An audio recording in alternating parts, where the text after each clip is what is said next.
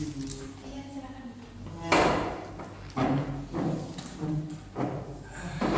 Ini saya mau cerita dikit nih Bu. Saya lagi. Gimana nih? Duduknya udah nyaman belum nih? Udah. Ya. Gimana kabarnya nih hari ini? Alhamdulillah baik saya. Alhamdulillah baik. Tadi ada kegiatan apa nih?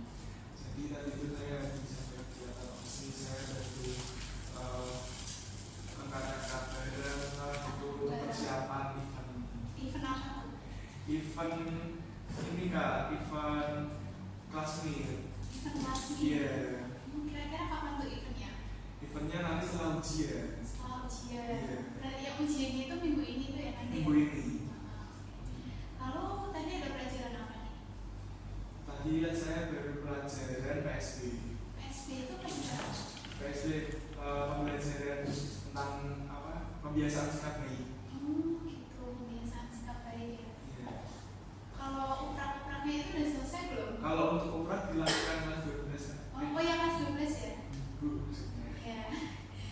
Oh ya, berarti kamu ikut OSIS ya jadi ya? Iya, saya ikut OSIS. Oh, ikut OSIS. Di OSIS ini jadi apa nih? Saya sebagai ketua OSISnya. Aduh, keren banget ketua OSIS ya. Iya. Selain ikut OSIS, kamu ikut ekstrakurikuler lain mungkin? Kebetulan tidak. Tidak hanya OSIS Iya. aja gitu ya, hanya ikut OSIS dan tidak ikut yang lain gitu ya. Kalau di rumah itu biasanya kegiatannya ngapain aja? Kalau di rumah biasanya saya bantu orang tua seperti menyapu, mengepel, membersihkan piring kotor, gelas kotor. Ya, setidaknya saya ada kegiatan atau aktivitas yang bisa saya lakukan di rumah. Jadi bantu-bantu orang tua gitu ya? Iya. Oh iya, kalau OSIS itu kan yang ibu tahu ya biasanya itu pulang sore. Kalau kamu kayak gitu juga Iya, betul Kak. pulang sore? Biasanya itu maghrib, mentok Maghrib maghrib. sampai maghrib. Iya. Kegiatannya emang ngapain aja bisa pulang sampai maghrib gitu? Banyak banget yang disiapin Kak. Banyak Mulai banget. dari ya, yang seperti saya tadi bilang angkat-angkat barang, terus mengurus surat untuk dilaporkan ke guru atau pembina, terus masih banyak lagi Kak. Mungkin bisa ada barang-barang yang belum lengkap untuk kita perlu beli dulu. Jadi ternyata OSIS sibuk banget gitu ya? Ya jadi begitu. Soalnya dulu ibu waktu SMA itu nggak jadi OSIS kayak OSIS. Oh. Ternyata PNS. PNS. Ternyata OSIS itu sesibuk itu ya kegiatannya. Iya. Nah kalau kayak gitu biasanya kamu kesempatan untuk belajarnya kapan tuh? Kan sekolah aja udah sampai sore ya? Jadi saya sebagai ketua OSIS harus bisa manajemen waktu dengan baik. Jadi saya itu biasanya melakukan metode pembelajaran seperti misal pulang sekolah itu saya langsung merangkum beberapa hal yang saya dapat selama saya belajar di sekolah. Mungkin untuk catatan yang saya catat selama pulang sekolah itu bisa saya rangkum kembali saat malam hari sambil mengerjakan tugas yang diberikan Bapak Ibu guru saat pagi hari. Keren ya, berarti setelah pembelajaran pulangnya langsung mencatat gitu ya? Iya, betul. Berarti agar lebih memahami gitu ya? Keren sekali pekertinya. Lalu ini kan berarti masnya kelas berapa? Kelas 11. Kelas 11 ya? Iya. Dengan Mas Aros kan? Aros. Dengan Mas Aros kemarin udah bimbingan kelompok sama ibu ya Mas Betul. ya? Jadi udah kenal gitu lah Iya. ya. Nah, oh ya Mas Aros itu kan udah kelas 11 ya? Bentar lagi kan kelas 12, ini juga udah semester genap kan ya? Nah, mungkin ada nih nanti Mas Aros gambaran buat kelas 12 atau mungkin gambaran buat setelah lulus gitu Mas Aros pengen kemana, pengen ke PTN atau mungkin pengen bekerja gitu. Kalau gambaran saya setelah lulus ya, rencana saya sendiri itu ingin ke Mudik untuk mengambil untuk opsi saya sendiri itu ada dua. Untuk opsi saya yang pertama itu ambil ke fakultas manajemen, yang kedua ada fakultas psikolog. Psikolog. Iya. Jadi Mas Aros ini juga suka psikolog. Iya, betul. Gitu. Oke, baik. Nah, lalu mungkin ada hal-hal yang udah Mas Aros pelajari sendiri nih kan berarti udah punya opsi gitu ya, manajemen sama psikolog. Berarti udah tahu dong gambaran tentang jurusan itu kayak gimana? Iya. Udah tahu. Sudah. Jadi sudah mempelajarinya gitu ya. Sudah. Baik sekali. Lalu rencananya Mas Aros nanti akan ikut tes SNBP atau mungkin SNBT gitu? Mungkin saya coba satu persatu gitu. Oh, prestasi atau nilai itu saya berlomba tidak bisa, saya akan mencoba ke jalur SNBT yang melalui tes. Berarti udah belajar juga ya dari sekarang Iya. soal jalur SNBTN itu masuk ke UNDIP. Semoga terima ya Mas. Semoga Amin. SNBP langsung lolos gitu. Amin. Amin. Oh ya, ngomong kan tadi Mas Faras sendiri mau cerita ya. Iya. Mau cerita gitu kan. Oh. Nah sebelumnya Mas Faras tahu nggak kalau yang sekarang ini kita sedang melakukan kegiatan apa? Konseling. Betul sekali. Nah namanya itu konseling individu. Kalau yang kemarin itu kan kita bimbingan kelompok ya, rame-rame gitu kan. Kalau yang sekarang ini namanya konseling individu. Nah konseling individu sendiri itu adalah pemberian bantuan kepada individu. Kalau yang kemarin itu kan kayak pemberian bantuan layanan tapi kepada kelompok gitu ya. Kalau yang ini itu kita kepada individu. Jadi nanti Mas Faros jika ada sesuatu yang ingin diceritakan kepada ibu, Mas Faros bisa menceritakan hal apapun yang Mas Faros inginkan. Mas Faros bisa secara terbuka dan secara ini ya Mas Faros tidak perlu takut bila cerita ini bocor kepada yang lain. Biasanya kan kalau misalnya cerita sama teman itu kadang ceritanya cuma sama satu orang tapi tiba-tiba udah nyebar satu sekolah aja. Gitu kan kayak gitu. Nah kalau di dalam konseling individu ini Mas Faros tidak perlu takut untuk bercerita karena nantinya cerita tersebut hanya akan menjadi rahasia di dalam ruangan ini saja. Lalu kemudian jadi Mas Faros sudah tahu ya kalau dalam konseling individu ini ya kita kayak curhat-curhat aja gitu ya. Iya, betul. Nah sebelum itu kita melakukan kira-kira Mas Faros ini butuh waktu berapa lama ya untuk makan waktunya? Mungkin tidak lama, sekitar 10 sampai 20 menit. Oke, kalau biasanya itu konseling individu itu rata-rata 30 menitan. 30 menit. Iya, gimana Mas Faros? Oke, baik. Kalau gitu kita sepakati bersama ya waktunya sekitar mungkin 30 menitan. Ya, seiring berjalannya waktu aja gitu ya kita ngobrol-ngobrol gitu ya. Oke. Nah, tadi kan kita udah cerita-cerita banyak ya soal karir ke depannya nanti Mas Faros ingin masuk ke jurusan apa dan juga soal kegiatan Mas Faros dalam OSIS dan juga di luar sekolah kayak gimana. Terus tadi Mas Faros juga bilang ingin bercerita. Kira-kira Mas Faros ingin bercerita apa nih? Bisa ceritakan ke Ibu. Jadi dulu saya masih lagi dulu waktu saya selama di SMP, saya pernah jadi korban bullying. Mas Faros pernah menjadi korban bully waktu zaman SMP ya? Iya. Kira-kira kapan tuh Mas? Kelas berapa? Dulu waktu awal sekali itu, waktu saya masih menempati bangku kelas 7. Jadi masih proses penyesuaian gitu ya? Iya. Kira-kira Mas Faros sendiri di waktu itu tuh mungkin awal mulanya gimana gitu? Saya sendiri juga entah kenapa tiba-tiba menjadi korban bullying juga nggak tahu sendiri dulu. Cuman mungkin karena penampilan saya yang memicu terjadinya prasangka buruk dari orang lain atau pandangan buruk dari orang lain yang memicu terjadinya bullying ke diri saya sendiri. Tapi Mas Faros pernah nggak bertanya itu sama orang yang membuli Mas Faros kenapa melakukan hal itu pada Mas Faros? Jujur saya tidak berani. Nggak berani. Oke, baik. Nah, lalu ketika itu kira-kira Mas Faros merasakan apa ketika dulu itu? Saya jelas merasakan sakit hati dulu. Bahkan traumanya masih saya rasakan sampai sekarang. Jadi Mas Faros masih merasakan trauma sampai sekarang gitu ya? Oke. Kira-kira kenapa nih Mas Faros ingin bercerita soal bully itu? Apa karena traumanya mungkin sedang muncul akhir-akhir ini atau karena apa? Kalau saya ingin cerita ini karena biasanya kalau saya scroll sosial media itu muncul video yang beredar di beranda tentang pertengkaran atau kekerasan. Video-video yang seperti itu tuh memicu trauma saya, menguasai diri saya. Jadi kayak ke-trigger gitu ya Mas Iya, Faros? bikin saya trigger. Oke. Kira-kira waktu dulu Mas Faros dibully ini selama berapa lama tuh? Itu kan dari kelas 7 ya sampai kelas berapa itu? Itu cukup lama itu, tapi alhamdulillah saat saya menempati bangku kelas 8 sudah tidak. Oh, sudah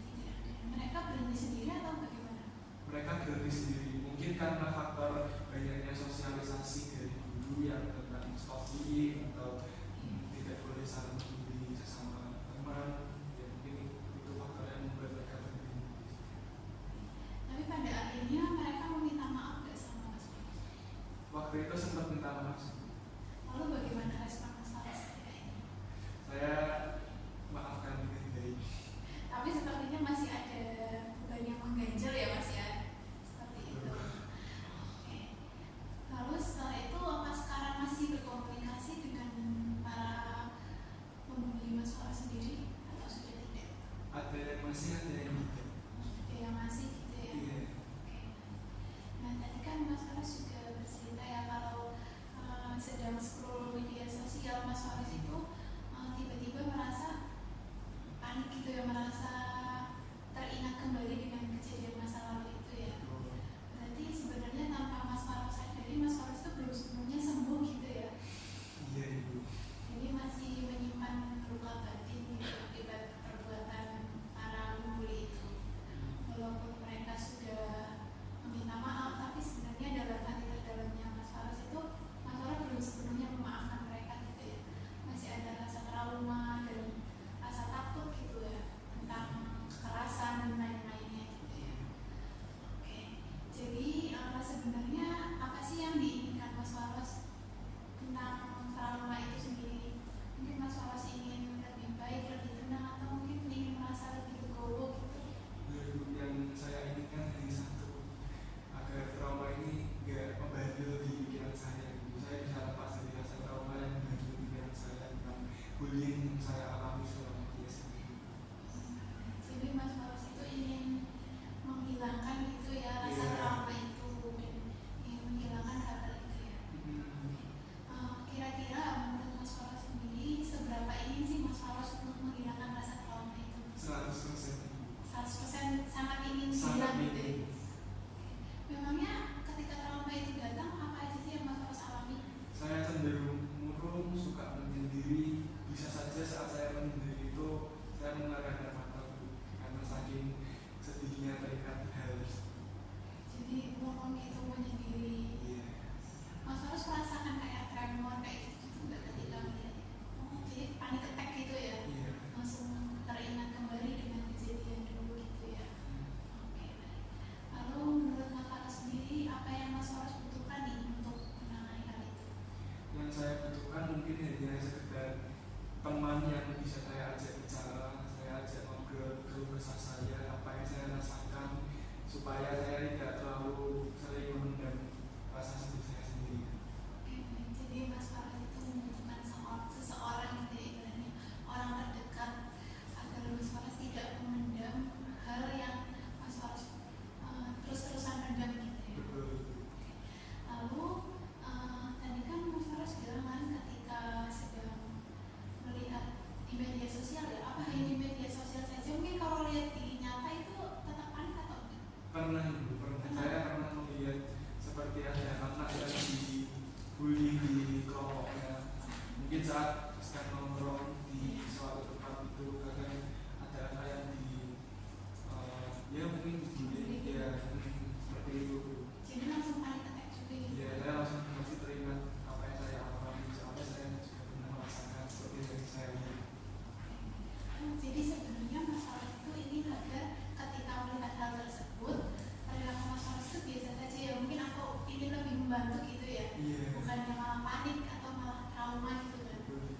Oke, jadi sebenarnya Mas Faras ingin merubah perilaku Mas Faras ya, agar tidak ketika melihat hal-hal yang tentang bullying dan kekerasan itu Mas Faras tidak berperilaku panik attack dan lain-lainnya lagi ya.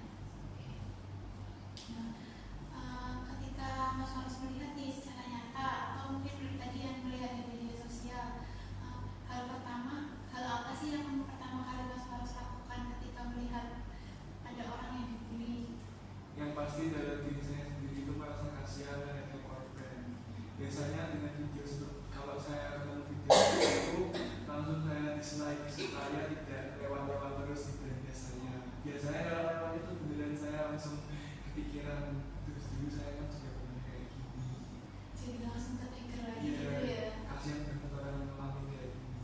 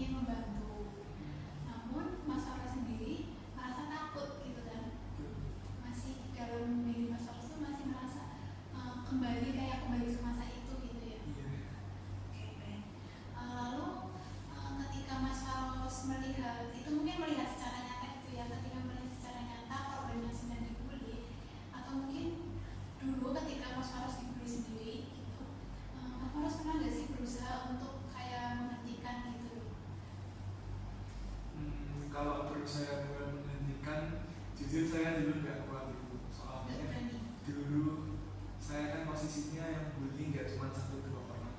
Jadi banyak gitu ya. Iya. Kalau dulu tuh berarti benar-benar nggak berani untuk bertindak apapun ya. Betul. Jadi saya cuma bisa pasrah. Jadi hanya bisa pasrah, makanya itu menimbulkan trauma yang mendalam gitu ya Mas. Lalu kalau untuk sekarang nih, ketika Mas Warasnya melihat orang lain, melihat contoh nyata ada orang yang dibully gitu, kira-kira apa sih yang kan tadi kan Mas Waras bilang kalau panic attack gitu ya. Oke. Jadi kan tadi Mas Waras bilang panic attack ketika melihat orang yang dibully. Jadi kayak kembali mengingat masa lalu gitu ya. Nah ketika hal itu terjadi, ketika Mas Waras itu panic attack, pernah nggak sih Mas Waras mencoba untuk berhenti, maksudnya untuk tidak panic attack lagi gitu di detik itu juga? Pernah mencoba. Kalau saya merasakan panic attack, jelas saya langsung menghindar atau menjauh dari hal yang membuat saya merasakan panic attack tersebut. Ya, saya kalau misal saya kan panic attacknya karena lihat orang yang dibully ini ada kekerasan atau apapun itu yang terkait dengan yang terkait dengan hal tersebut, ya saya langsung menjauh, kalau nggak pergi dari tempat itu supaya saya tidak teringat. Jadi langsung menjauh gitu ya. Lalu setelah menjauh itu apa hal yang dirasakan? Lebih tenang, lebih rileks karena saya tidak melihat hal-hal yang berbau kekerasan lagi. Tapi yang mungkin Mas Faros ingin ketika Mas Faros melihat kekerasan dan tidak menjauh lagi itu Mas Faros, maksudnya Mas Faros untuk lebih berani mungkin melawan, membantu gitu. Adakah keinginan seperti itu? Saya sangat ingin, cuman sepertinya saya butuh banyak lebih waktu untuk menenangkan supaya saya lebih dapat mengontrol emosional saya, supaya saya bisa merasakan rasa empati saya untuk menolong seseorang. Jadi sebenarnya tuh Mas Faros sangat ingin gitu ya. Iya. Namun memang masih ada rasa takut. Dan karena perilaku gangguan panic attack itu Mas Faros jadi tidak pernah berani untuk melawan gitu ya, dan untuk membantu orang lain yang sedang dibully. Nah, tadi kan di awal Mas Faros bilang kan kalau misalnya Mas Faros sangat ingin menghentikan perilaku dari diri Mas Faros sendiri ya sebenarnya ya, karena itu tertanam di dalam pikiran dan akhirnya menjadi perilaku yang mana Mas Faros menjadi takut gitu untuk melihat kekerasan dan melihat orang lain dibully. Namun sebenarnya Mas Faros sendiri ingin membantu gitu ya, dan juga ingin sembuh gitu dari panic attack tersebut. Nah, menurut Mas Faros, jika Mas Faros terus menerus nih, tadi kan kalau Mas Faros panic attack itu kalau melihat orang yang dibully gitu ya, itu tadi Mas Faros langsung menghindar dan menjauh. Nah, menurut Mas Faros sendiri, apakah hal itu 100% membantu gitu? Jelas tidak itu, karena itu hanya membantu untuk diri saya sendiri, bukan untuk orang lain, bukan apalagi korban yang dalam insiden tersebut. Tapi membantu diri sendiri itu apakah benar-benar membantu 100% atau mungkin masih ada rasa sebenarnya itu rasa takut gitu, namun kayak dipendam aja gitu? Tidak ada sih Bu, benar-benar membantu saya kalau menghindar atau menjauh. Namun tetap ada rasa trigger nggak gitu? Mungkin sedikit. Iya. Jadi sebenarnya perilaku itu ketika Mas Faros menghindar itu mungkin itu kurang gitu ya menurut Mas Faros sendiri. Dan menurut Mas Faros, apakah hal itu akan dilakukan terus-menerus ketika ada orang yang dibully dan Mas Faros akan merasa takut terus-terusan?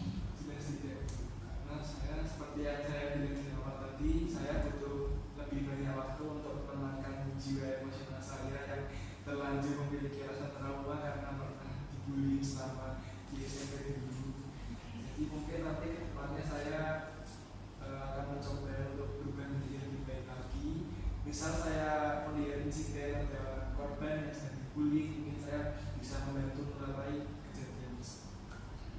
Jadi Mas Faros ini sebenarnya udah sadar ya kalau misal hal-hal tadi yang ketika melihat orang dibully, melihat kekerasan itu Mas Faros langsung mengalami panic attack, itu malah tidak membantu diri Mas Faros sendiri dan juga orang lain gitu ya. Betul sekali.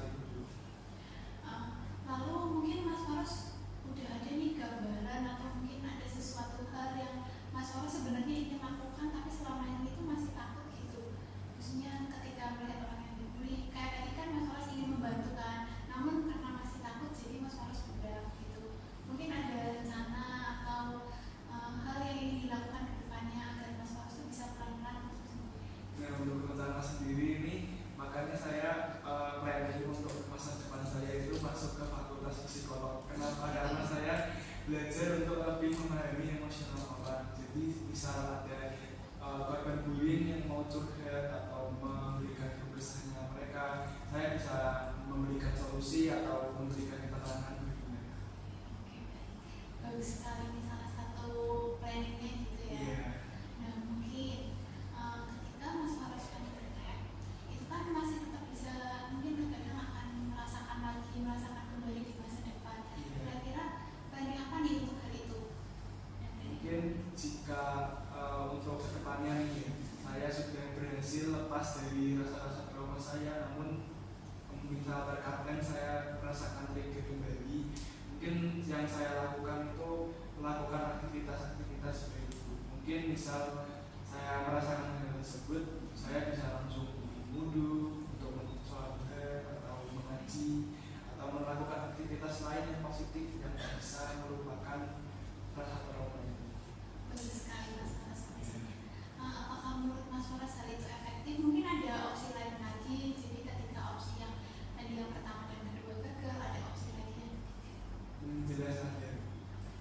Seperti yang saya bilang, saya kan punya orang terdekat nih.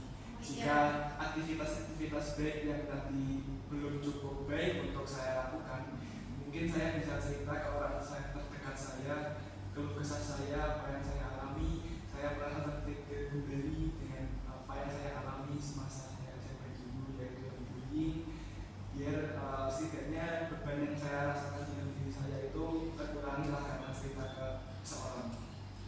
Jadi Mas Faris itu tadi yang pertama akan melakukan, karena akan masuk psikolog ya. Iya. Jadi ingin membantu orang lain gitu yang terkena korban bullying untuk melakukan proses counseling seperti yang sekarang Mas Faris rasakan gitu ya, agar memiliki pengalaman dan juga memiliki pembelajaran tentang bullying juga kan, memberikan edukasi mungkin kepada pembulinya itu sendiri gitu. Ya, salah satu target saya mungkin. Sangat bagus sekali. Lalu tadi opsi kedua itu ada, tadi opsi kedua itu apa? Soal opsi kedua tadi, rencana kedua itu. Oh, yang cerita kepada orang terdekat. Iya, cerita kepada orang terdekat. Lalu yang ketiga tadi ada satu lagi. Opsi yang ketiga tadi itu soal Melakukan aktivitas ya, sendiri. melakukan aktivitas sendiri. Nah, seperti wudhu dan sholat dan lain-lainnya gitu Iya. ya. Oke, semoga semua aktivitas itu berhasil ya. Amin. Dan itu ada satu nih, mungkin ini bisa diterapkan ya jika suatu saat Mas Faras mengalami tiba-tiba mungkin panic attack ketika melihat kekerasan yang agak berat gitu ya. Ada yang namanya tuh teknik 5, 4, 3, 2, 1.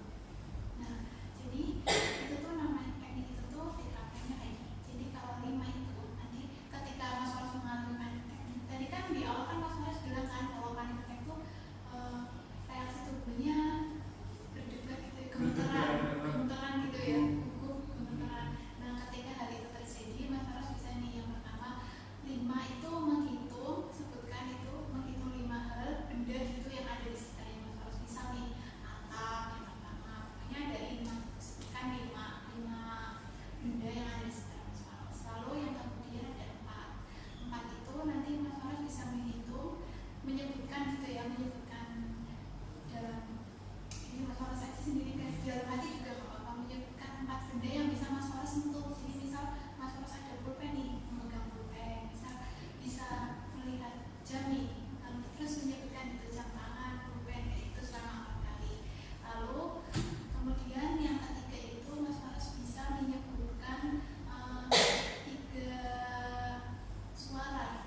Jadi misal nih ada suara ketukan sepatu. Nah, Mas Faras bisa menghitung itu suara ketukan sepatu. Bisa menyebutkan suara ketukan sepatu juga. Mungkin suara di sekitar gitu kayak gitu. Lalu yang kedua itu ada mencium aroma. Jadi Mas Faras bisa menyebutkan 2 aroma yang Mas Faras hidup di sekitarnya.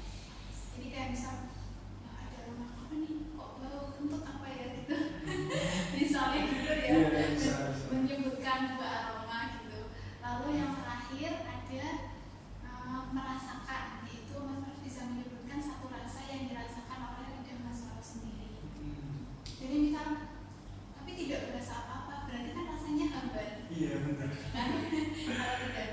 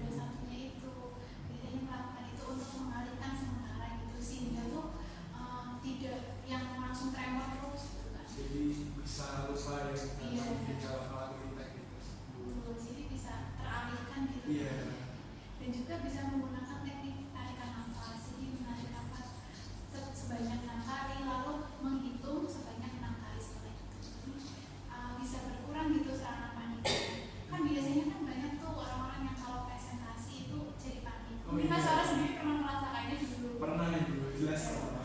Seperti itu. Mungkin ketika maju ke depan tiba-tiba kalau panik kan bisa lupa banyak hal gitu ya. Bisa, aduh harusnya udah mempersiapkan hal-hal yang udah mau disampaikan tapi malah lupa dan gara-gara paniknya itu, gara-gara panik attack, tangannya berpindah dan lain-lain kan. Nah mungkin bisa langsung menerapkan teknik itu karena teknik itu sendiri sudah ada penelitiannya dan memang efektif gitu. Itu bisa efektif untuk mengurangi gangguan paniknya untuk sementara agar tidak berkelanjutan terus-menerus panik kan. Karena kan ada juga tuh orang yang dengan gangguan panik tapi dia jadi sangat parah gitu gangguan paniknya lalu bisa sampai mengopol dan lain-lain. Ya kan biasanya ada gitu kan orang yang kayak gitu. Jadi agar mengatasinya biar tidak semakin parah bisa menggunakan teknik-teknik tersebut. Nah, kayak tadi kan kita udah belajar banyak hal ya soal kasusnya Mas Faras yang dulu dipulih. Jadi Mas Faras sendiri udah ngerti nih apa yang akan dilakukan nanti. Coba gimana nih kira-kira apa saja nih tadi pemahaman baru yang Mas Faras dapatkan? Jadi pemahaman baru yang saya dapat dari Ibu ini, kalau misal saya merasakan cemas berlebih atau merasa tertrigger kembali akan hal yang saya alami dulu, itu saya bisa melakukan teknik 5, 4, 2, 1 ya, gitu. Lalu mungkin yang lain, baru lain mungkin yang saya dapat, saya jadi lebih tenang ya Bu, karena saya sendiri sudah bercerita kisah saya apa yang saya rasakan pada konseling, kepada penanganannya sendiri, dari itu sendiri. Baik, jadi Mas Faras ini udah paham ya hal apa yang akan nanti Mas Faras lakukan dan dia udah paham gitu hal-hal itu. Lalu gimana nih tadi perasaan Mas Faras setelah sebelum konseling dan sekarang nih kan ini udah selesai nih setelah konseling, gimana perasaan Mas Faras? Tadi sebelum konseling kan saya datang ke sini murung gitu, saya langsung kayak cerita Ibu, saya murung. Terus setelah saya konseling kepada Ibu setelah dalam ini saya beri ceria, saya bisa happy lagi karena belum kesah saya sudah saya ceritakan kepada Ibu. Jadi Mas Faras sudah merasa lebih nyaman gitu ya, lebih tenang dan bisa menemukan beberapa option dan solusi gitu ya dari diri Mas Faras sendiri juga tadi kan solusinya itu. Lalu kira-kira tindakan tadi kan Mas Faras ingin melakukan itu kira-kira apa? Tadi kan Mas Faras sudah berencana nih planning-planningnya, nah itu akan dilakukan setelah ini juga Ibu, setelah ini perlahan saya lakukan. Oke, baik, bagus sekali Mas Faras. Nah, tadi kan kita sudah berbicara banyak ya dan Mas Faras akan langsung melakukannya tindakannya setelah ini ya Mas. Oke, seperti tadi kan kita waktunya itu sekitar 30 menitan ya dan karena kontrak waktunya sudah habis, jadi Ibu ucapkan banyak-banyak terima kasih kepada Mas Faras karena sudah mau bercerita kepada Ibu. Saya juga mengucapkan terima kasih sebesar-besarnya kepada Ibu karena sudah mau mendengarkan keluhan saya dan apa yang saya alami. Oke, baik, sama-sama. Nah, untuk kemudian mungkin jika Mas Faras ingin bercerita lagi kepada Ibu, Mas Faras bisa langsung datang saja ke ruang BK lalu bilang aja sama Pak Mufid mau mencari Bunda Dia. Oh baik, siap Ibu. Jadi nanti mungkin kita bisa bertemu kembali kapan-kapan jika Mas Faras ingin bercerita mungkin keluh kesah soal kalau Mas Faras ingin bertanya-tanya soal jurusan psikolog dan lain-lain karena kebetulan bimbingan konseling itu kan satu rukun dengan psikolog. Jadi memang Ibu itu juga mempelajari tentang ilmu psikolog. Mungkin Mas Faras jika ingin bertanya kepada Ibu atau ingin konseling karir gitu kepada Ibu boleh nanti bisa langsung datang ke ruang BK. Baik Ibu, mungkin nanti kalau saya dapat peluang boleh ya saya menuju ke KPK atau Ibu. Boleh. Kalau begitu terima kasih untuk hari ini dan terima kasih sudah mau bercerita sama Baik Ibu. Ibu, terima kasih dari Ibu. Iya, sama-sama. Setelah ini mau ada kelas atau gimana? Iya, saya ada kelas. Kelas apa? Saya habis ini pelajaran bahasa Arab. Bahasa Arab. Iya. Oke, baik. Kalau gitu boleh Mas silakan. Baik, Iya. terima kasih banyak Ibu. Iya.